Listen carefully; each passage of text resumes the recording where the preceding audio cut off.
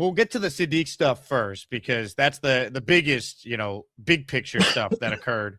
Are you concerned? Field Are you today. concerned or what? I'm definitely concerned. I'll first play you Rich Cimini's practice report. Here's Cimini, I think, doing a great job encapsulating where we're at with Kenyon Sadiq. Hey, everybody. Rich here in Florham Park. It had been a pretty uneventful Jets training camp until Tuesday. Then some significant injury news. Tight end Kenyon Sadiq, their talented first-round pick, going to be out for a little bit with a hernia injury. Aaron Glenn wouldn't give a timetable, said he doesn't know it yet, except to say that he'll be sidelined for a little bit. Take that to mean a few weeks. Glenn said he's very confident that Sadiq will be back for the opener. In the meantime, more reps for Mason Taylor and Jeremy Ruckert. The good thing is the Jets have a lot of good depth at tight end, but Sadiq is a difference maker because of that speed, that playmaking ability. They had big plans for him.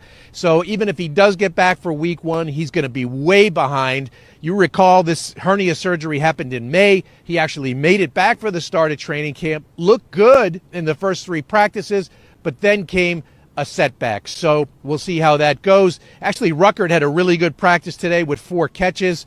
Isaiah Williams, another standout in practice today, made a great over-the-shoulder catch. And on defense, Brandon Stevens with an interception. Kiko Mauanoa with a big hit on Omar Cooper Jr., forcing a fumble. So the defense starting to get some momentum in terms of takeaways. We know that was a big problem last year. But again, the big news on Tuesday is that Kenyon Sadiq is going to be down for a little bit. Probably won't see him until later in the preseason. Look, anytime you hear about surgery for an athlete and they say it's minor, I don't subscribe to that, Robbie, because I think any type of surgery, if you have to go under the knife and you're a professional athlete, that's notable, especially a guy who hasn't played a ton of football in college before being drafted in the first round. And they very clearly picked him because they have a specific role for him. He's going to do a lot of different things. I know you've been at all the practices. You've seen all the different ways they've utilized his skill set. So I think it is a big deal because they're counting on this guy. And even if he's ready for week one, as Rich, I thought, stated it well in that video, you just wonder, like, all right, how quickly is he going to be up to speed with all the things the Jets have planned for him? So I do think it's a big deal. And you hate to see this because for the Jets to be better than most expect, getting immediate contributions from their top rookies, like the 16th overall pick, is a major part of the formula. Yeah. On one hand, his physical traits will help him when he returns, but it can only take you so far. He's already raw at the position, and that is the most alarming thing for me. You got to learn so many different things: in line, H-back, on the move, receiver. To be a all-encompassing weapon, you have to learn those things. And he's new to the position as it is. So yeah, it's gonna be a haul for sure. It's going to take some time, and this is definitely a setback. Even if he returns in the middle of August, even if he returns in 10 days, 7 days, who knows? But the way Glenn's talking, you could see him being out for a while. There's no doubt about that. So, yeah, it's unfortunate. Hopefully he's a quicker study than anybody, per average, and he stays locked in during this time. Comments, questions, super chats, cut the line. Robby Sabo, my guest, he's been at all the Jet practices. The Jets have had 5 of them. The last 2 were full pads. There's an off day tomorrow before they continue their ramp up to get ready for their first preseason game against the Tampa Bay Bucks 1 week from this Friday. Let's bring on our usual Tuesday afternoon guest, also part of the Jet X family. It's our guy, Joe Blewett, who now joins us. Joe, you and Sabo on a Tuesday afternoon. The pads are fully on. Football, you could smell it. It's back. Yeah, well, we got a game next Friday, so I can break down new film and not watch the Jets season for 1,000th time. So very excited. What are we talking about? We got Sadiq. What else is going on today in practice that we recapped? Yeah, we're going to get there right now, Robbie. What was the big takeaways that you saw? And you can include yesterday as well, because I think people are really, super interested in just now that the pads are on, what have you seen these first 2 days here? Yeah, well, the thing is, Glenn, after today, he told everyone what the situation was, what they were focusing on. 3rd and 2 to 6. So that should favor the offense, number one. Anyone reading stuff, hearing me, it should favor the offense. 3rd and 2 to 6. If it's 3rd and 6, it's more 50-50. 3rd and 5, maybe. 3rd and 2, definitely the offense. So think about anything I say in that context, anything you read in that context. Yesterday, I don't think Glenn said afterwards, but it was more balanced situations. Today was more third and whatever. Gino was okay. One thing about Gino, when he reads middle closed and he sees single high, his eyes get open and he attacks outside the numbers repeatedly. That's why we hear AD Mitchell so often. AD Mitchell versus Stevens. AD Mitchell versus Stevens.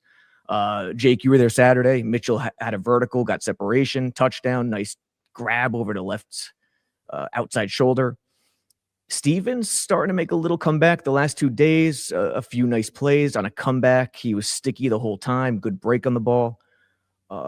Gino completed one to AD on an outbreaker, intermediate, 12-15. Had to reach back a little bit, but made the catch. After the first series, though, the corner started sitting. Minka almost had a pick in 7-on-7. 7-on-7 now, and still almost had a pick. AZ almost had a pick, ran the route better than Garrett. They just started sitting on Gino. So Gino's Gino. He reads defenses the right way. I expect safeties, defensive coordinators to really move the safeties against him because that's what he locks in on. And you could see it pre-snap and then immediately post-snap. Today, the interesting thing for me, and it's still early, but they got to get the gap integrity and run fits down. Like they can't. Teams are going to have a tough time running against them straight ahead, A gap and B gap, with those three big heavies in the middle. Even without Sweat, you could see that. But stuff that goes wide, stuff that's misdirection backside, the gap integrity and the run fits have to be better. And I think that's something that Glenn's going to have to focus on because there were plays today. Hall took one 40 yards, 50 yards plus to the house where he wouldn't have been tackled. And I don't want to give away the concept, but it was sort of like it was a run designed like a sidewinder type designed to try to take advantage of an over aggressive defense. I don't know the situation, but Bailey on the weak side where it kind of bent backwards towards came too far downhill. The interior overextended down the line and Brees kind of cut it back up and was just gone. So situations like that, they got to keep an eye on. Let me play you guys this. The Jets just posted this. So Brandon Stevens had an interception today. Jet fans, we forgot what this is supposed to look like. Here's a Jet defensive interception, baby. Whoa! Looks like Jamie and Sherwood. Yeah, Sherwood with the coverage on Mason Taylor. Was it on it here? Yeah, right there. Let's see. Let's slow it down. Right there, Sherwood 44. You can see he got his finger on it to try and stop Mason Taylor from making a clean catch. Ball batted up in the air. Joe Blewett, you break down the film. Brandon Stevens right there to make a play. How about it? Yeah, I don't really think there's a ton to break down there, but good job by Sherwood, right? Like we have to hope that he's closer to the 2023 version of Sherwood. But yeah, it's been exciting, man. The week of practice, obviously, like I think people buy into too much about practice hype and all that stuff. The Jets have dominated practice for 10 years now, but it is exciting when you see some things kind of come to fruition that we've been predicting on this show, Jake, right? AD Mitchell. Who was talking about AD Mitchell, and then same thing with AZ Thomas. Like, AZ Thomas is starting on the opposite side of Stevens now, and it's like, yeah, no crap. Because if you watched each guy in 2024, there was one guy who was much, much better. It wasn't even close in terms of the film. And then Sherwood making some plays. You know, the only thing that's unfortunate when I joined was Sadiq being out, which I agree with Sabo in a few senses there. It's one, he's raw coming out of college, right? He wasn't what Loveland or Warren or any one of those guys were coming out of college. He has to learn a ton too. It's not just like the normal transition from college to the NFL with tight ends. You also have to learn, okay, H-back and fullback and power slot, and he's going to be isolated. So he has so many different roles at receiver, and now he's out and he's already raw. It's like I've said a million times already on this show and on my show, he's going to be more of a slow burn than I think people realize. I think he'll get some targets and stuff, but I'm expecting 400-ish yards for Sadiq if he's healthy the whole year. I'm not over. I don't have highest expectations for him just because of how raw he was coming out of college and now this injury. So everything's been exciting, but that really. So yeah, sign me up though for picks, for tips.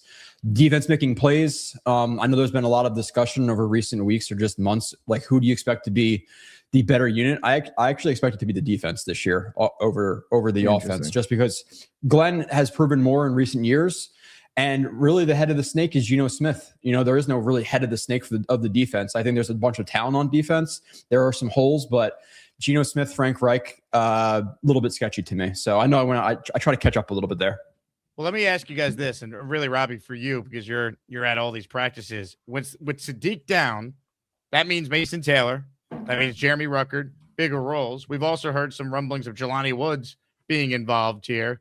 What does the passing attack without Sadiq look like to you now with Geno Smith and Frank Reich? Guy he probably leads the team in receptions right now is Curtis, the UDFA, who's 26.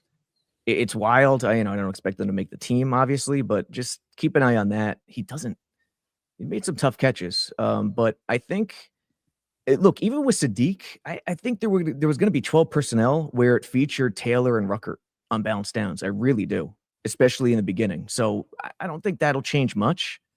They just won't be able to do, those looks where they're specifically designed to get the defense in matchup hell. And that's the problem. So, think Mason Taylor as the inline, line him up wherever in 11 personnel, and Cooper's going to really dominate. The receivers, forget where they line up. Cooper's going to dominate underneath area, soft spots, catch and go, AD's vertical, and Garrett's possession. That's kind of how you want to look at it. And there'll be times they go empty, and it's still 11 personnel. Brees is out there somewhere, or Isaiah, and the tight end. But I think it'll just be much more of a standard look without Sadiq. When you look at this team, Robby, and the pads come on these last 2 days, what has stood out about the different fronts that Glenn is deploying? I know you don't want to get too specific because there's rules with all that, but kind of walk us through some of the things that you've noticed now that these guys could hit, they could go against each other. And then we got to get your thoughts because I know Blewett's going to love this too. We've heard about these battles with Armand Membu against Will McDonald, or Armand Membu against David Bailey. And while Bailey had that great practice without the pads on the other day, everything I've read is that Membu's been a wall since. So let's first talk about just some of the Glenn defensive fronts, and then we can get to the Membu versus Bailey battle that everyone's excited about. The biggest contest we've ever seen. Seriously, what's the guarantee? They're still talking about it. I think it's time to put the rumors to rest. Showtime. $30 million. $30 million? $30 million? $30 million? That's $30 million guaranteed. 3 contests, multiple ways to win, no rate. Entry starting at $1,000. Enter in Nevada, play from anywhere. The Jake Asman Show is brought to you by PrizePicks. Check out PrizePicks right now. If you're a sports fan, they have something for everyone, especially if you're one of my listeners and you're gearing up for the upcoming Jets season. For player picks on PrizePicks, you just pick a player you like and you go more or less on a few of their stats. Check out some of the numbers they have for some of your favorite Jet players: Geno Smith, Breece Hall, Garrett Wilson, Omar Cooper Jr., Kenyon Sadiq, and many more. PrizePicks should be your go-to, and check out their new offer right now. Play your first $5 and get $150 in lineups if you win. All you need to do is sign up and use that code HMA. That's PrizePicks code HMA. Download the app now or click the link in the description to download the PrizePicks app today. Yeah, you remember the show we did when we went through the fronts? And I did that article. It's kind of like that. Now, listen, Osai is sidelined, so we don't know Glenn's intentions if it's Osai and Igbare out there. But the way I think he's envisioning it is, Osai or Enigbare, Sam on the strong side edge. Weak side edge will be Bailey or McDonald. You want to call it a Jack, you want to call it Will. There's different terminology. Depends on what he wants to call it. And that guy will be the freest of all 11 on defense.